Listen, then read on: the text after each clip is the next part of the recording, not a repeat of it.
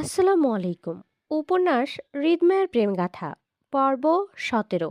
লেখনীতে রিক্তা ইসলাম মায়া। ব্যাগপত্র গুছিয়ে সিএনজি করে চট্টগ্রাম রেল স্টেশনে নামলো আরিফ। পেছনে দুই বোন বসা, মায়া আর জুবি।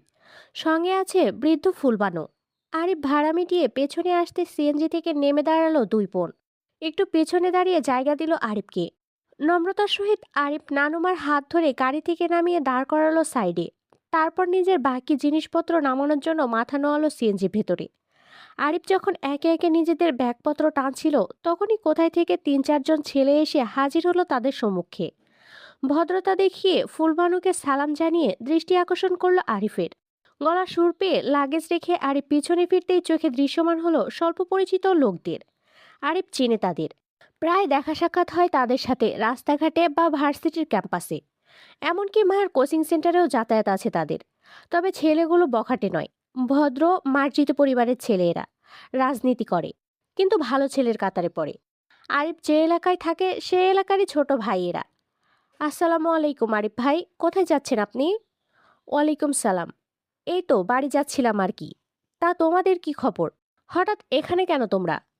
সামনের ছেলেটির নাম তপু। মূলত সেই সালাম দিল আরিফকে। তপু নামক ছেলেটি সরল হেসে ভদ্রতা দেখিয়ে আরিফের হাত থেকে ব্যাগটা নিতে চেয়ে হাত বাড়িয়ে বলল, এই তো ভাই, ঢাকা যাচ্ছিলাম। হৃদ ভাইয়ের পরিবার ঢাকায় আছেন। ওনাদের পারিবারিক বিয়ে বলে আমাদেরকেও যেতে দাওয়াত করেছেন। সেখানেই যাব ট্রেনে করে আমরা। তবে যাওয়ার পথে দেখলাম আপনারা এখানে দাঁড়িয়ে, তাই এগিয়ে আসলাম আর কি। দিন, ব্যাগগুলো আমাদেরকে দিন আরিফ ভাই, আমরা নিয়ে যাচ্ছি। এইসবই, ব্যাগগুলো বের কর তো গাড়ি থেকে তোরা। তপু নামক ছেলেটির আদেশে বাকি ছেলেগুলোও তাই করলো। আরিফকে হঠাৎ আগত ছেলেগুলোর সঙ্গে বেশ সখ্যতা দেখিয়ে কথা বলতে দেখে কপাল কুঁচকে আসে মায়ার। আরিফ সচরাচর বাইরের মানুষের কাছ থেকে সাহায্য নেয় না, যখন সঙ্গে মায়া আর জুই থাকে। বন্ধের সেফটির কথা ভাবে তাই। তাহলে এখন কেন এই অপরিচিত ছেলেগুলোর থেকে সাহায্য নিচ্ছে সেটা মাথায় আসছে না মায়ার। আরিফ সবাইকে তাড়া দিয়ে স্টেশনের প্ল্যাটফর্মের দিকে হাঁটলো। অনলাইনে কাটা টিকিটগুলো মোবাইল দেখিয়ে কাউন্টার থেকে কাগজের টিকিট নিতে হবে বলে। ততক্ষণে জুই ফুলবানু বেগমকে ধরে এগিয়ে গেল স্টেশনের প্ল্যাটফর্মে রাখা চেয়ারগুলোতে বসতে।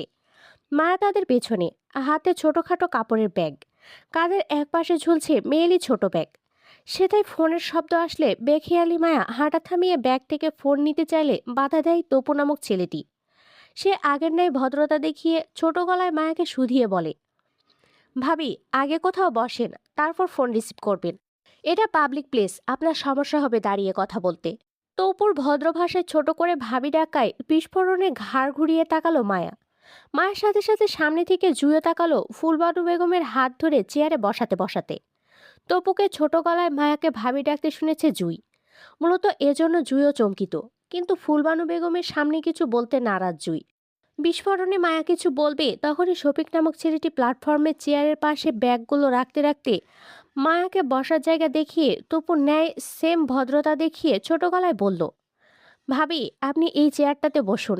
এখানে কোনো ছেলেরা আসবে না, আমরা আছি আশেপাশে। আপনি বসুন প্লিজ। বিস্ফোরণে মায়া হতবাক হয়ে ড্যাব ড্যাব করে তাকিয়ে রইল তাদের দিকে। আজকাল প্রায়ই মায়ের সাথে এমন হয়। চেনা নেই, জানা নেই, ইয়া দামড়া বড় বড় ছেলে পেলে মায়াকে ভাবি বলে সম্বোধন করে যেখানে সেখানে। এক একজনের আবার কি ভদ্রতা, আহা! দেখলেই মনটা জুড়িয়ে যায় মায়ার। অথচ কে কার বউ সেটাই জানে না মায়া। আজকাল মায়াকে ছোট বড় সবাই ভাবি বলে সম্বোধন করে, যেন মায়া এই জাতির জাতিগত ভাবি হয়। কিন্তু এই জাতির জাতিগত ভাইটা কে আজও মায়া জানতে পারে না। মায়া তো বিবাহিত, মায়ের একটা হারিয়ে যাওয়া স্বামীও আছে। সে আজও নিখোঁজ। মায়া তাকে খুঁজে পেলে না হয় একটা কথা ছিল, বলতে পারতো সেও কারো ভাবি হয়। কিন্তু যেখানে মায়ের গোটা স্বামীটাই খোঁজ খবর নেই, সেখানে মায়া এই জাতির ভাবি হয়ে বসে আছে। এখন মায়া যদি প্রশ্ন করে এই জাতির ভাইকে নিয়ে, কে সে? কাকে জড়িয়ে মায়াকে এত এত ভাবি ডাকা হয়? কে সে? তাহলে সবার একটাই উত্তর আসে, আমাদের ভাই ভাবি। উৎসুক মায়া ফের প্রশ্ন করে, আপনার ভাইটা কে? তাদের উত্তর, আপনার স্বামী ভাবি। থম্মত খেয়ে মায়া এর বেশি প্রশ্ন কাউকে করতে পারে না, কারণ বাকি প্রশ্ন করার আগে বাকিরা গায়েব হয়ে যায়। মানে এক কথায় মায়াকে এড়িয়ে চলে যায় মায়ের সম্মুখ থেকে। হতাশায় মায়া আজকাল ডিপ্রেশনে ভুগছে। একদিকে নিখোঁজ স্বামীকে খুঁজে পাচ্ছে না, অন্যদিকে জাতির ভাই নামক নতুন বিপদ সংকেত মায়ের কপালে জুটেছে। এর জন্য শান্তিতে ফ্রেন্ডের সাথে কোচিংয়ের পর কোথাও আড্ডাও দিতে পারে না জ্বালায়। মায়া আজকাল রাস্তার পাশে দাঁড়িয়ে ফুচকাওয়ালা মামার ফুচকা খেতে পারে না। যদি মায়া খাওয়ার জন্য যায় তাহলে দেখা যাবে কোথাও থেকে কেউ না কেউ সেখানে চলেই আসবে। একদম অপরিচিত মুখ তারা মায়ের কাছে। অথচ মায়ার সাথে তারা এত নম্রতা ভদ্রতার সহিত বিনয়ী কথা বলবে যেন মায়া খুব বড় ধরনের সম্মানিত ব্যক্তি হয় তাদের। প্রথম দেখায় মায়াকে বাধ্যতামূলক সালাম দিবে, তারপর বিনয়ী সহিত মায়াকে রাস্তায় দাঁড়াতে নিষেধ করে বলবে, ভাবি এই রাস্তাঘাট ভালো না, ভাইয়ের নিষেধ আছে আপনি যাতে রাস্তাঘাটে খোলামেলা চলাফেরা না করেন, তাতে দুষ্টু ছেলেদের উৎপাত বেশি থাকে। আপনি বাসায় চলে যান ভাবি, আমরা আপনার ফুচকা প্যাক করে বাসায় দিয়ে আসবো। আপনি বাসায় চলে যান ভাবি। তারপর তারপর সত্যি দেখা যায় মায়ের বাসায় সেদিন সন্ধ্যায় ফুচকার বড় প্যাক দিয়ে যায় কেউ না কেউ দারোয়ান চাচাকে দিয়ে তারা। মায়া যতক্ষণ পর্যন্ত ফুচকাওয়ালা মামা থেকে চলে আসবে ততক্ষণ পর্যন্ত ছেলেগুলো ওইখানে দাঁড়িয়ে থাকবে আর বারবার মায়াকে বিনয়ী করে বলবে মায়া যাতে বাসায় চলে আসে সেটা নিয়ে। এত বড় বড় দামড়া ছেলেদের ভাবি ভাবি অনুরোধ করাটা দৃষ্টিকটু লাগে বলে মায়া বাধ্য হয়ে চলে আসতে হয় সেখান থেকে।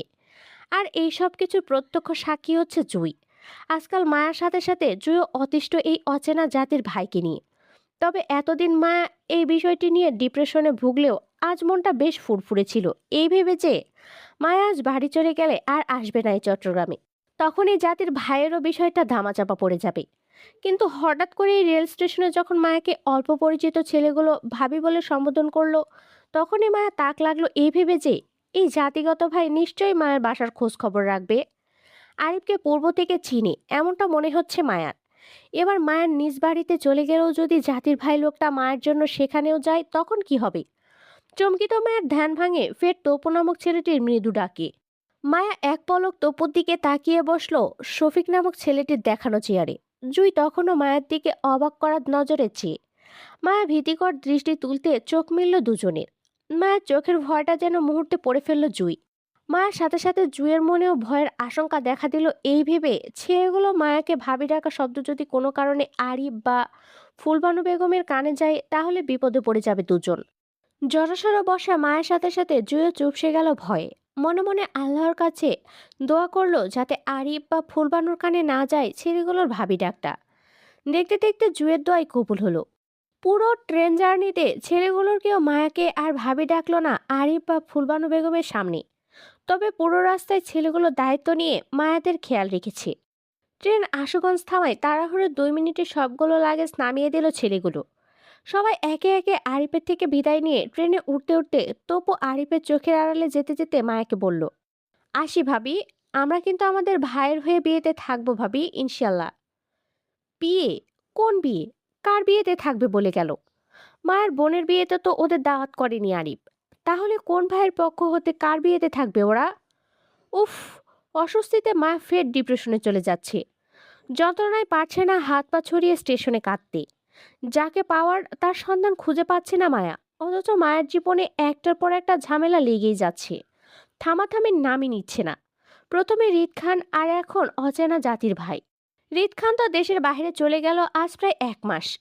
এই ফাঁকে মায়াও বাড়িতে চলে এসেছে। জীবনে কখনো রিদ খানের সঙ্গে দেখা হবে না এটাও নিশ্চিত। রিদ খানকে নিয়ে ঝামেলা মুক্ত। কিন্তু এই জাতের ভাইকে কি করবে মায়া? এই লোকটাকে সুবিধার মনে হচ্ছে না। সব জায়গায় মানুষ লাগিয়ে মায়ের বাড়ি অবধি যদি চলে আসে তখন কি করবে মায়া? মায়ের রাগী বাবা এসব শুনলে নিশ্চয়ই মায়াকে কেটে নদীতে ভাসিয়ে দিবে।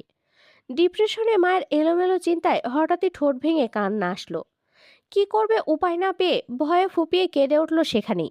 মায়ের হঠাৎ কান্দায় ব্যস্ত প্ল্যাটফর্মে মানুষের অনেকেরই দৃষ্টিকটুর হলো সে। জুই, আরিফ, ফুলবানু লাগে ছেড়ে মায়াকে ধরলো। চিন্তিত গলায় তিনজনই মায়াকে শোধালো, কি হয়েছে জানতে চেয়ে।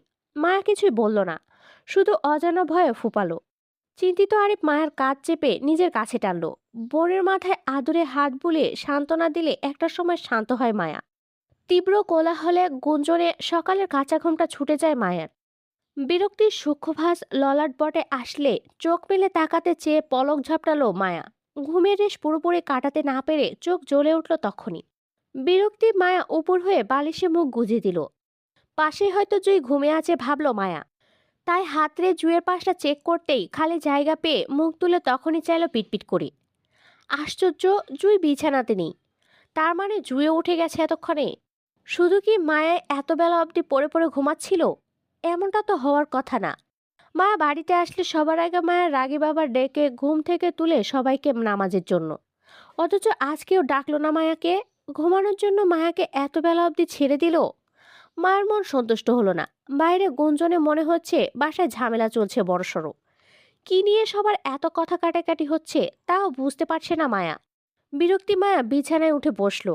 রাতে চট্টগ্রাম থেকে বাসায় ফিরতে রাত প্রায় 9টার নাগাদ হয়ে গিয়েছিল।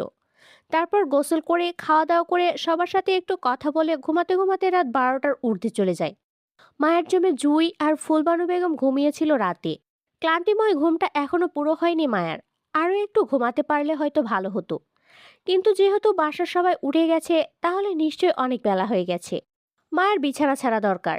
বিছানায় ঝিম ধরে বসে থাকা মায়া হাত বাড়িয়ে বালিশের পাশ থেকে মোবাইলটা নিল সময় দেখতে। মোবাইলের সাইড বাটন চেপে স্ক্রিনে আলো জ্বালাতে মায়ের চোখ কপালে উঠল। ভোর 4টা 45 সময় দেখে মায়া ভাবলো ফোনের টাইম ঠিক নেই হয়তো, তাই ঘাড় ঘুরিয়ে জানালা ধরে বাইরের পরিবেশটা দেখতে চাইলো। কিন্তু মোটা পর্দার আড়ালে নজরটা বাহির অব্দি যাওয়া সম্ভব হলো না। বিরক্তি মায়া গায়ে ওড়না চাপিয়ে বিছানা থেকে নেমে দাঁড়ালো। বাইরে ঘর থেকে ভেসে আসার গুঞ্জনের শব্দ ধরে সেদিকে হাঁটলো।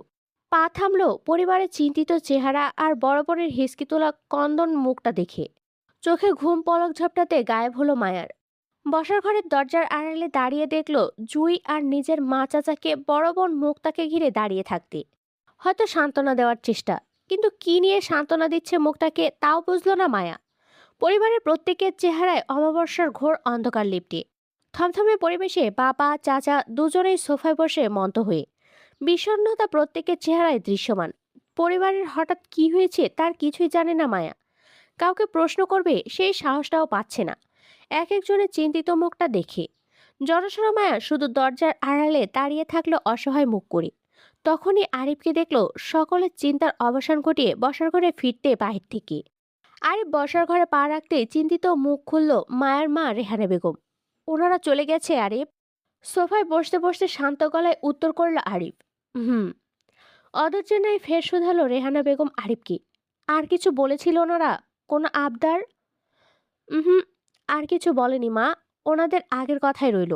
তবে ফাহাদের নানা নানুমাকে আমি আগে থেকেই চিনি। চট্টগ্রামে ওনাদের বাসায় আমি গিয়েছিলাম বেশ কয়েকবার। বেশ ভালো মানুষ ওনারা। ফাহাদ আর মুক্তার আনুষ্ঠানিকভাবে বিয়ের ডেটটা হঠাৎ পিছিয়ে যাওয়ায় বারবার দুঃখ প্রকাশ করছিল। বেশ অনুতপ্ত ওনারা মা। আর এজন্য মূলত ফাহাদকে নিয়ে এই মধ্যরাতে আমাদের বাসায় ছুটে আসেন ওনারা ক্ষমা চাইতে। আরিফের কথা শেষ হওয়ার মাঝে তপ্ত গলায় ফোড়ন কাটে জুয়ের বাবা জামাল সাহেব। তিনি খানিকটা রাগ দেখিয়ে বলল, ওনাদের দুঃখ প্রকাশ দিয়ে আমরা কি করব? একবারের জায়গায় দুইবার বিয়েটা পিছানো হচ্ছে, তাও ওনাদের জন্য। আমরা কি সমাজ দিয়ে চলি না? সমাজের মানুষকে কি জবাব দিব? দুইবার করে বিয়ের কার্ড ছাপানো হয়েছে। সমাজের মানুষকে আত্মীয় স্বজনদের দাওয়াত করা হয়েছে। এখন আবার সবার বাসায় গিয়ে বলি যে আপনারা কেউ আমাদের বিয়েতে আসবেন না। আমাদের মেয়ের বিয়ে আবারও পিছানো হয়েছে, দাওয়াত ক্যান্সেল। এসব গিয়ে বললে মান সম্মান থাকবে আমাদের? সমাজের মানুষের কাছে আমরা হাসির পাত্র হয়ে উঠব। ওনাদের যদি এতই সমস্যা হয়ে থাকে তাহলে না করাক ওনাদের ছেলেকে বিয়ে। আমরা কি ওনাদের পায়ে পড়ে আছি মেয়ে বিয়ে দেওয়ার জন্য? দিব না এমন বাড়িতে মেয়ে বিয়ে। আমরা আমাদের মেয়ের জন্য এর থেকে ভালো ছেলের কাছে বিয়ে দিব। তুই ফোন করে ওনাদের না করে দে। আমরা মেয়ে বিয়ে দিব না। বড় ভাই আপনি কিছু বলছেন না কেন? চাচার কথায় ডুকরে কেঁদে উঠল মুক্তা। জামাল সাহেব তখনও রেগে। জুই মুক্তাকে জড়িয়ে ধরে অসহায় মুখ করে তাকিয়ে বাবার দিকে। শফিকুল ইসলাম চিন্তিত মুখে বসে। পরিস্থিতি ফ্যাসাদে তিনি। একদিকে মেয়ে, অন্যদিকে সমাজ। তাছাড়া ভাইয়ের কথাও ফেলার নয়। বিয়ের কার্ড দিয়ে দ্বিতীয়বারের মতো সমাজের মানুষ ও আত্মীয় স্বজনদের দাওয়াত করা হয়েছে। এখন যদি সবাইকে নিষেধ করা হয় তাহলে অবশ্য মানুষ হাসাহাসি করবে ওনাদের মেয়ের ভাগ্য নিয়ে। পরিস্থিতির জটিলতা বুঝতেই চমকে ওঠে মায়া। বুঝতে পারে বোনের বিয়েটা আবারও পিছিয়ে গেছে, কিন্তু কেন তা এখনো জানতে পারেনি মায়া। হয়তো ফাহাদের সঙ্গে তার পরিবারের লোকও এসেছিল মায়াদের বাসায়। খুব সম্ভবত ফাহাদের বৃদ্ধ নানা নানি এসেছিল। আরিফের কথাই তো তাই বুঝলো মায়া। সারা রাত না ঘুমিয়ে হয়তো এই মিটিং করেছিল সবাই কিভাবে কি করবে। মায়া ঘুম থেকে লেট ওঠায় ফাহাদের পরিবারের সঙ্গে দেখা হয়নি। কিন্তু মুক্তার বিয়েটা আবারও কেন পেছানো হয়েছে সেটাই বুঝতে পারছে না মায়া। অসহায় আর কৌতূহল মায়া দ্বিধা কাটালো আরিফ।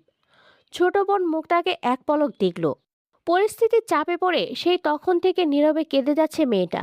না নিজের পরিবারকে কিছু বলতে পারছে, আর না ফাহাদকে দোষ দিতে পারছে। সব দোষ মুক্তা নিজের ভাগ্যের দিল। আজ ভাগ্যের জোরে এই অবস্থায় দাঁড়িয়ে মুক্তা।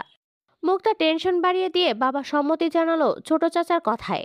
তিনি বললেন, জামালের কথাটা ফেলার নয় আরিফ। একবারের জায়গায় দুইবার করে বিয়েটা পেছানোতে সমাজের মানুষ হাসাহাসি করবে আমাদের মেয়ের উপর। পরিস্থিতি যাই হোক, এতে আমাদের মেয়ের কোনো দোষ নেই। আমরা আমাদের মেয়েকে হাসির পাত্র বানাতে চাই না সমাজের সামনে। বিয়ের কার্ডে ছাপানো তারিখেই বিয়ে হবে মুক্তার, তবে অন্য কারোর সাথে। আমরা মেয়ে বিয়ে দিব না। তুমি ফাহাদের পরিবারকে এই কথাটা জানিয়ে দাও আরিফ। বাবার গম্ভীর মুখের কথায় আতঙ্কিত হয়ে ওঠে উপস্থিত সদস্যরা। মায়া ভীতু দৃষ্টিতে বোনের দিকে চেয়ে অপরাধীর নেয়। মুক্তার কান্নার বেগ আরো বাড়ে। এবার ফুপানো থেকে মৃদু শব্দ কানে বাজছে সবার। আরিফ পরিস্থিতির জটিলতা বুঝে গোপনে দীর্ঘশ্বাস ত্যাগ করলো। বাবা চাচাকে উদ্দেশ্য করে বলল, সমাজের কথা চিন্তা করার দরকার নেই কাকা। আপনি ভালো করলেও সমাজ আপনার পিছনে কথা বলবে, খারাপ করলেও বলবে। আমাদের আপাতত নিজের পরিবারের কথা ভাবা উচিত। তাছাড়া ফাহাদের পরিবারের অন্যায় কোনো আবদার করেনি চাচা। আল্লাহ না করুক আজকে যদি আমার পরিবারের কেউ ফাহাদের বাবার পরিস্থিতিতে থাকতো মৃত্যু লড়াইয়ে, তাহলে আমি ছেলে হয়ে কখনোই আমার বোনকে বিয়ে দেওয়ার কথা ভাবতাম না। আগে আমার পরিবারের সদস্যদের সুস্থ করে তুলতাম, তারপর বিয়ে দিতাম। আচ্ছা আপনিই বলুন তো, আজকে যদি আমার আব্বা অসুস্থ হতো তাহলে আপনি আমার বিয়ের কথা চিন্তা করতেন কাকা? করতেন না নিশ্চয়ই। ঠিক তেমনই ফাহাদের পরিবারের হঠাৎ অ্যাক্সিডেন্টে ফাহাদের মা সুস্থ হলেও আঙ্কেল এখনো অসুস্থ। আমি নিজে দেখেছি আঙ্কেলের অসুস্থতা কতটা। তাছাড়া ওনারা বিয়েটা ভাঙতে চাচ্ছে না, শুধু বলছে আজকের জন্য ঘরোয়াভাবে দুই পরিবারের সম্মতিতে মুক্তা ফাহাদের বিয়ে দিয়ে রাখতে। কারণ পরশু আঙ্কেলকে নিয়ে ফাহাদ ও তার পরিবার সিঙ্গাপুর যাবে আঙ্কেলের ভালো চিকিৎসার জন্য। সুস্থ হয়ে আঙ্কেল সিঙ্গাপুর থেকে ফিরলে তারপর আনুষ্ঠানিকভাবে বিয়ের অনুষ্ঠান করে বউ ঘরে তুলবে। ব্যাস, এতটুকুই আবদার তাদের। আর এখানে আমি খারাপ কিছু দেখছি না কাকা। আমরা সবাই জানি অ্যাক্সিডেন্টে আঙ্কেলের বুক পাঁজরের 4টে হাড় ভেঙে গেছে, সেগুলোই রিং বসাতে হবে। এতদিন বাংলাদেশের ডাক্তারের চিকিৎসা নিয়েছিল, হয়তো ভালো হয়ে যাবে ভেবে। কিন্তু হঠাৎ আঙ্কেলের অবস্থা খারাপ হওয়ায় সিঙ্গাপুর নিয়ে যাচ্ছে ইমার্জেন্সিতে। এমন অবস্থায় কারো পক্ষে আনুষ্ঠানিক বিয়ের আয়োজন করা সম্ভব নয়। সেজন্য বিয়ের ডেট পেছানোর অনুরোধ করেছেন খান পরিবারের সদস্যরা। এই মধ্যরাতে নিজে আমাদের বাসায় ছুটে এসে। এতে খারাপ কিছুই নেই কাকা। জন্ম মৃত্যু আল্লাহর হাতে। আঙ্কেল বাইরে যাওয়ার পূর্বে ছেলের বউকে দেখে যেতে চান বলে এখন আপাতত ঘরোয়াভাবে বিয়েটা দিতে অনুরোধ জানিয়েছেন তিনি। আমার সাথে ফোনেও কথা হয়েছে আঙ্কেলের। আমি বিয়েতে সম্মতি দিয়েছি, দায়িত্ব নিয়েছি। এখন যদি আপনারা কোনো কারণে বিয়েটা ভাঙতে চান তাহলে আমি মুক্তার বড় ভাই হয়ে বলছি, বাবা কাকা কাউকে মানব না। আমি নিজে দাঁড়িয়ে বোনকে বিয়ে দেব ফাহাদের সাথে, তাও আজ রাতে। দায়িত্ব যখন নিয়েছি আজকের মধ্যেই সব আয়োজন ব্যবস্থা করব আমি। এরপর যদি আপনাদের কারো আপত্তি থাকে তাহলে আমাকে বলুন। আমি মুক্তাকে নিয়ে বের হয়ে যাব বাসায় থেকে। তারপর ওই বিয়েটা বন্ধ হচ্ছে না। কারণ মানুষের বিবেক তার সর্বোচ্চ আদালত। আর আমার বিবেক আমাকে এত বড় অন্যায় করতে সমর্থন করছে না। বাকিটা আপনাদের হাতে। আমি আয়োজন করতে বের হলাম। কথাগুলো বলেই পরপর দাঁড়িয়ে যায় আরিফ। উজ্জ্বল চোখে সবাই আরিফের দিকে তাকিয়ে। বড় ভাই বাবার ছায়া হয়, সেটাই যেন প্রকাশ করলো আরিফ। চলে যেতে গিয়ে আরিফ কন্দনরত মুক্তার সম্মুখে দাঁড়ালো। দীর্ঘশ্বাস গোপন করে আশ্বস্তের হাত বুলিয়ে দিল বোনের মাথায়। ইশারায় মুক্তাকে বোঝায় আরিফ আছে ওর পাশে, কিছু হবে না মুক্তার। আরিফ বাইরের দিকে হাঁটলো। হাতে অনেক কাজ। আপাতত বাজার করতে হবে বিয়ের জন্য। রাতে মুক্তার বিয়ে। এই পরিবারের সদস্য উপস্থিত থাকবে বাড়িতে। দুই পরিবারের সদস্য উপস্থিত থাকবে বাড়িতে। বরযাত্রী খাবারের আয়োজন লিস্ট বড়। আরিফ যেতে যেতে গলা ছেড়ে ডাকলো মায়া আর জুইকে। এই ঋতু, জুই, আয় তো ভাইয়ের সাথে, কাজ আছে। ব্যাস, আরিফের এক ডাকে যথেষ্ট ছিল মায়া আর জুইয়ের জন্য। হন্য হয়ে ছুটে তক্ষণি আরিফের পিছন পিছন। পরিবারের বড়রা কে বা কারা কি বলবে তার অপেক্ষা করলো না কেউ। আরিফ ডেকেছে, ব্যাস তাতেই হলো। এক দৌড়ে দরজার আড়াল হতে উল্লাসে ছুটে গেল মায়া আরিফের পিছন পিছন। পরিবারের বাকি মহিলা সদস্যদের মাঝেও আনন্দের উজ্জ্বল চেহারা দেখা গেল। রেহানা বেগম তক্ষুনি নিজে ছোট যা রেনু বেগমকে তাড়া দিতে দিতে বলল, এই রেনু আয় তো, রান্নাঘরে আয়। কত কাজ বাকি। হঠাৎ বিয়ের আয়োজন করা কি চারটেখানি কথা নাকি? এই মুক্তা, যা তো তোর টানুমাকে নিয়ে ঘরে যা তুই। আর শোন, তোর ফুপ্পিদের ফোন লাগিয়ে বল সকাল 7টার ভিতরে যেন সবাই এই বাড়িতে থাকে। এই রেনু, যা, তোর ভাই ভাবিদেরও দাওয়াত করে আয় তাড়াতাড়ি। বলবি সকাল 10টার ভিতরে যেন সবাই এই বাড়িতে থাকি। যা যা, সবাই গিয়ে যার যার কাজ কর, আমি নাস্তা রেডি করছি। রেহানা বেগম সবাইকে তাড়া দিয়ে ছুটল রান্নাঘরের উদ্দেশ্যে। আজ ওনার কত কাজ! বড় মেয়ের বিয়ে বলে কথা, শ্বাস ফেলার সময় কই ওনার। রেহানা বেগমের কথায় তৎক্ষণাৎ ছুটল রেনু বেগম। স্বামী যে গোমরা মুখে বসে আছে তার খবর নেওয়ার সময় কই ওনার। বাড়ির বড় মেয়ের বিয়ে হাতে হাতে কত কাজ বাকি। তাছাড়া বড় ভাবি বলেছে আগে রেনু বেগমের ভাই ভাবিদের দাওয়াত করতে। তাই তিনি আগে নিজের ভাই ভাবিদের দাওয়াত করবে, তারপর বড় জাকে রান্নার কাজে সাহায্য করবে। কেউ মন খারাপ করে বসে থাকলো তা আপাতত ওনার দেখার দরকার নেই। দেখতে গেলেই ঝামেলা হবে। তাছাড়া আরিফের কথা একটাও মিছে নয়, অস্বীকার করা দায়। থাকুক দুই ভাই নিজের রাগ নিয়ে বসে, তিনি তো বাড়ির বড় ছেলের কথাই শুনবে। বাড়ির গৃহকর্মীদের তাড়াহুড়ো দেখে দুই ভাই একে অপরের মুখ চাওয়াচাই করলো। দুজনকে যে কেউ পাত্তা দেয়নি বেশ বুঝলো। তবে যদি আরো রাগ নিয়ে বসে থাকে তাহলে সারাদিনেও যে কেউ তাদের রাগ ভাঙাতে আসবে না সেটাও বুঝলো দুই ভাই। এজন্য বিনা বাক্য বয়ে চুপচাপ উঠে দাঁড়ালো দুজন। নিজেদের রাগ ছেড়ে একে একে ফোন করলো নিকটতম আত্মীয়দের, যাদের দাওয়াত না করলেই নয়। যদিও বিয়েটা ঘরোয়া পরিবেশে হওয়ার কথা ছিল, কিন্তু মায়ের পরিবারের নিকটতম আত্মীয় স্বজনরা মিলে ভরপুর হয়ে আছে সমগ্র বাড়ি। কমপক্ষে 50-এর ঊর্ধ্বে শুধু মায়াদের নিকটতম আত্মীয় স্বজনরাই হলো। বাকি 20 থেকে 25 জনের মতো হবে ফাহাদের পরিবার থেকে আসা বরযাত্রী। বিকাল পেরিয়ে সন্ধ্যা নাগাদ বিয়ের আয়োজন। বউ সঙ্গে করে নিয়ে যাবে। দুদিন পর আবার মুক্তাকে নিয়ে আসবে সবাই। মুক্তার শ্বশুরকে সিঙ্গাপুরে বিদায় জানিয়ে ফাহাদও যাবে বাবা মায়ের সাথে। শুধু ফাহাদের ছোট বোন থাকবে বাংলাদেশে নানা বাড়ির খান পরিবারের সঙ্গে। বিয়ে বাড়িতে মেহমানে গিজ গিজ করছে পরিবেশ। মা এতক্ষণ দিব্যি টই টই করে বেড়ায় সারা বাড়িতে। বোনের বিয়ে বলে কথা, পা দুটো বাঁধিতে পড়ছে না চঞ্চলতায়। সুন্দর দেখতে একটা চুড়িদার জামাও পরেছে। হুট করে বিয়ে ঠিক হয়, মায়ের শপিং করাও হয়নি। সকালে জুই আর মায়া আরিফের সঙ্গে বেরিয়েছিল না, তখনই আরিফ এই সুন্দর দেখতে জামাটা কিনে দিয়েছে মায়াকে। সেম দেখতে একটা জামা জুইও পরে আছে আজ। মূলত আরিফ দুজনকে একরকম দেখতে দুটো জামা কিনে দিয়েছিল সকালে। সে জামা পরে সারা বাড়িতে টই টই করছে মায়া। আবার ব্যস্ততা দেখিয়ে মেহমানদারিও করছে মাঝে মধ্যে শরবত এগিয়ে দিয়ে। মায়া উৎফুল্লতা শুধু বরযাত্রী আসার আগ মুহূর্ত পর্যন্ত দেখা গেল। ফাহাদের সঙ্গে মায়ের আগে কখনো দেখা হয়নি। মুক্তার বিয়ে ঠিক হওয়ার পর ছবিতে মায়া বেশ কয়েকবার দেখেছিল। সরাসরি আজই প্রথম শালিদুলা ভাইয়ের পরিচয়। কিন্তু সেই পরিচয়ে বিস্ফোরণ ঘটল হৃদের দাদা দাদির উপস্থিতি দেখে। দিন দুনিয়া ভুলে সর্বনাশ ঘটিয়ে দৃষ্টি ফেলে তবদা খেয়ে চেয়ে থাকলো শুধু আরাফ খানের দিকে মায়া। আরাফ খান তখনও বরের পিছনে মানে ফাহাদের সঙ্গে দাঁড়িয়ে কথা বলায় ব্যস্ত। মূলত শালীবৃন্দ দুলাভাইকে স্বাগত জানাতে এসেছিল বাড়ির মূল গেটের ফটকে। যেহেতু আনুষ্ঠানিক বিয়ের আয়োজন ছিল না, তাই গেট ধরার মাধ্যমও ছিল না। কিন্তু মায়া আরাফ খানকে দেখেই তবদা খেয়ে যায়। দ্বিতীয় বিস্ফোরণ ঘটে যখন শুনল ফাহাদের নানা ভাই হয় আরাফ খান। মায়ের মোটেও চিনতে ভুল হলো না আরাফ খানকে। এই নিয়ে দুবার দেখা হয়েছে মায়ের সাথে আরাফ খানের। প্রথম দিন কলেজে, দ্বিতীয় দিন ওনাদের বাড়ির মেজবানের দাওয়াতে গিয়েছিল মায়া। তখন মায়ের সর্বনাশ হলো তখন যখন মায়ের ছোট মাথায় আসলো রিদ খানের ফুফাতো ভাই হয় ফাহাদ।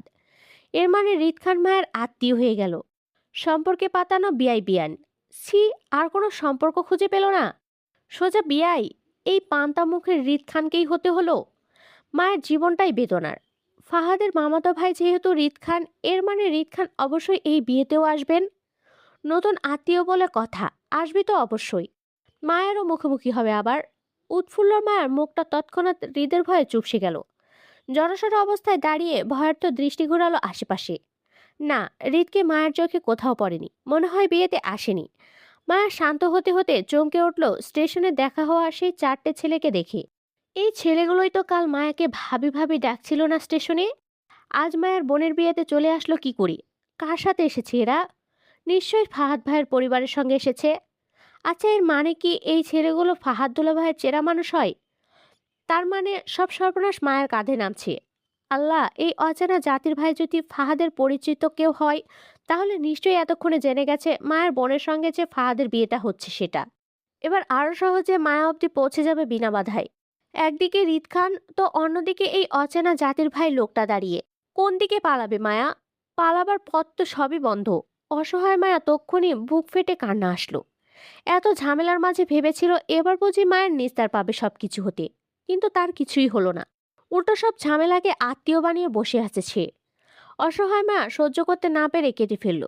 চোখের পানি নাকের পানি যখন এক হচ্ছিল কাঁদতে কাঁদতে, তখনই কানে আসলো রিদ খান এখনো দেশে ফেরেনি। কবে ফিরবে কেউ জানে না। আর এই সংবাদটা স্বয়ং আরিফ খান দিল আরিফকে। মূলত আরিফ জানতে চেয়েছিল রিদ কোথায়, বিয়েতে কেন নেই সে। উত্তরে আরিফ খান এটাই বলল, কষ্টে জর্জরিত মায়া অসহায়ত্ব কমে আসলো রিদ দেশে নেই বলে।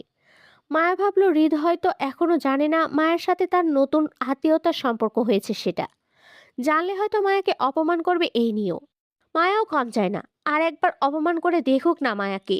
মায়া সোজা গিয়ে নিজের স্বামীর কাছে বিচার দিবে। আচ্ছা, ভালো কথা, মায়ের স্বামীর খোঁজটাই তো নেওয়া হয়নি। সুমনের সাথে মায়ের কথা হয়েছিল সকালে। সুমন বলেছে বাবা হাফিজ সাহেবের সঙ্গে কথা বলে মায়ের স্বামীর নাম ঠিকানা জোগাড় করে দিবে আজ রাতের মধ্যেই। সেই থেকে মায়া ফোনটা হাতে হাতে নিয়ে ঘুরছে এত ব্যস্ততার মাঝেও। যদি সুমন ফোন দেয় সেই আশায়। মায়ের নিখোঁজ স্বামী খুঁজে পাওয়া নিয়ে প্রশ্ন। এবার যাই কিছু হোক না কেন, মায়া হাফিজ সাহেবের থেকে নিজের নিখোঁজ স্বামীর ঠিকানা নিবেই নিবে। হাফিজ সাহেব লোকটা কেমন, ইচ্ছাকৃতভাবে মায়াকে ওর স্বামীর খোঁজ দিতে চাইছে না। মায়ের ফোন ধরে না, রাতে সুমন ফোন করুক। সঠিক তথ্য দিতে না পারলে দরকার পড়লে কালই একবার নরসিংদী চলে যাবে মায়া। তারপর এবার হারিয়ে যাওয়া স্বামীর ঠিকানা চাই চাই। অন্তত ওই গম্ভীর মুখর পাষাণ হৃদ খানকে টক্কর দেওয়ার জন্য হলেও মায়ের গুন্ডা স্বামীকে চাই। সুন্দরভাবে বিয়েটা সম্পন্ন হয় ফাহাদ আর মুক্তার। বড় বোনের বিদায় বেলা মা চাচিতে সে কি কান্না। মায়াও একটু করে কাঁদতে চেয়েছিল, কিন্তু তা করার আর সুযোগ পেল না কোথায়। বড় বোনের বিদায় বেলায় মা চাচিতে সে কি কান্না। মায়াও একটু করে কাঁদতে চেয়েছিল, কিন্তু তা করার আর সুযোগ পেল কোথায়। মুক্তার সাথে বরযাত্রীদের সঙ্গে মায়া আর জুইকেও যেতে বলল মায়ার গম্ভীর বাবা। মায়া অবশ্য প্রথমে যেতে চায়নি, এজন্য ভাইয়ের পিছন পিছন ঘুরঘুর করছে কতক্ষণ। কিন্তু লাভ হয়নি জুয়ের জন্য। জুয়ের এক কথা, মায়া না গেলে সেও যাবে না কোথাও। অসহায় মায়া রাগে দুঃখে জুয়ের সাথে কথা বলা বন্ধ করে দিল। বাবা চাচাদের আদেশে সুন্দর করে গিয়ে গাড়িতে উঠে বসলো মুক্তার পাশে। যেহেতু বউ 2 দিন থাকবে শ্বশুর বাড়িতে, সেহেতু মায়া আর জুইকেও 2 দিন থাকতে হবে মুক্তার সাথে। কথা তো তাই হলো, মায়াও তাই জানে। কিন্তু মায়া মুক্তার সঙ্গে না যাওয়ার প্রধান কারণ ছিল মায়া কাল নরসিংদী যেতে চেয়েছিল সুমনদের বাড়ি, যেটা জুয়ের জন্য সফল হয়নি। তাছাড়া আর কোনো সমস্যা ছিল না মায়ার, কারণ হৃদ খান তো আর দেশে নেই। তাহলে মায়ের সাথেও মুখোমুখি হওয়ার প্রশ্ন আসে না। গাড়িতে মুক্তার পাশে বসতে বসতে মায়া ভাবলো বোনের শ্বশুর বাড়ি থেকে ফিরে নরসিংদী যাবে সে। আপাতত এই 2টা দিন এভাবেই যাক।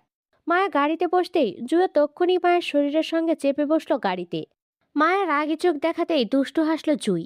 মায়ের শরীরের সঙ্গে চেপে বসতে বসতে বলল, জানিস তো, আমি না রাতে একটা দুঃস্বপ্ন দেখেছিলাম, যে সকালে উঠে দেখি হৃদ খান আমাদের নতুন বিয়াই রূপে হাজির, 2 হাতে পুটলি নিয়ে। জানিস পুটলিতে কি ছিল? তোর জন্য চানাচুর আর আমার জন্য রসমালাই। আচ্ছা বলতো, বিয়াইন তো আমরা দুজনেই হৃদ খানের একই হই। তারপরও তোর বেলায় এত বড় কিপটামি কেমনে করতে পারলো, বুঝা তো তুই আমারে। জুয়ের খোঁচানো কথায় মায়া গাল ফুলিয়ে বসে। মনে মনে শপথ করে ফেলেছে এমন বেয়াদব বোনের সাথে আর জীবনেও কথা বলবে না। জুই যে ইচ্ছে করে মায়ের মজা নিচ্ছে হৃদ খানকে জড়িয়ে, সেটা বেশ বুঝতে পারছে মায়া। নয়তো এমন হালাল স্বপ্ন কেউ দেখে? রাতে স্বপ্ন দেখলো হৃদ খান ওদের বিয়াই রূপে, আর সকাল হতে হতে সেটা সত্যি হয়ে গেল। তাছাড়া জুই তো রাতে ঘুমায়নি, সারা রাত পারিবারিক মিটিংয়েই উপস্থিত ছিল। ঘুমে তো মায়া ছিল, স্বপ্ন দেখার হলে মায়া দেখতো। সব আজাইরা ফাও কথা জুয়ের, মায়াকে রাগানোর জন্য, যাতে মায়া জুয়ের সঙ্গে কথা বলে ফেলে সেজন্য। মায়া সব বুঝে, বলবে না আর এমন পাল্টিবাজ বোনের সাথে কথা।